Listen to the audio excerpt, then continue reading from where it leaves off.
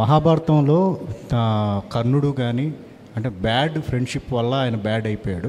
అశ్వత్థామ కూడా బ్యాడ్గా చూపించారు.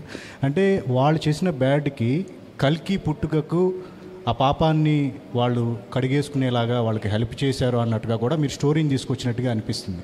అంటే వాళ్ళు చేసిన తప్పుల్ని కడిగేసుకుని పాజిటివ్ సైడ్ టర్న్ అయ్యారు అనేట్టుగా. అంటే క్లైమాక్స్ని మనం ఇలాగే ఊహించవచ్చా? మీరు కల్కి 2లో ఎలా చెప్పబోతున్నారు? చాలామంది ఇలాగే మాట్లాడుతున్నారు. అంటే అది క్లియర్గానే ఉంది సార్. అంటే అశ్వత్థామ క్యారెక్టర్ క్లియర్గానే ఉంది కదా. ఆయన పాపాలు, ఆయన చేసిన పాపాన్ని రిడెంప్షన్ కోసం ఆయన కడుక్కోవడానికే శ్రీకృష్ణుడు ఆయనకు శాపం ఇస్తాడు. ఆయన శాప విముక్తి కూడా చెప్తారు. కర్ణుడు కూడా ఆల్మోస్ట్ సిమిలర్ అనుకోవచ్చు. అంటే ఇందులో క్యారెక్టరైజేషన్స్ అంటే చాలామంది స్టార్స్ను డీల్ చేశారు, కథను డీల్ చేశారు, ఇలా సెట్టింగ్స్ని కూడా చాలా డీల్ చేశారు. ఏది మీకు చాలా కాంప్లికేటెడ్గా అనిపించింది? మీకు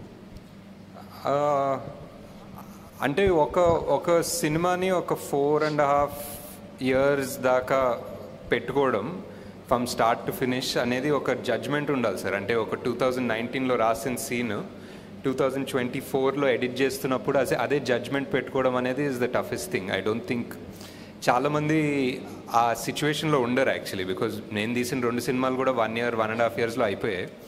సో ఒక 4-5 yearsలో అదే జడ్జ్మెంట్ అండ్ పర్స్పెక్టివ్ పెట్టుకోవడం అనేది ఒక డిఫరెంట్ స్కిల్ సెట్. అది కొంచెం కష్టం అనిపించింది.